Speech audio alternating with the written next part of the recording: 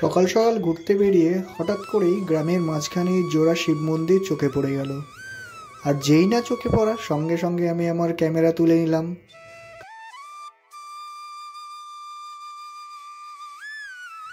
মন্দিরটি ছোট্ট কিন্তু খুব পরিপাটি, দেখে আমার তো খুবই ভালো লেগেছে।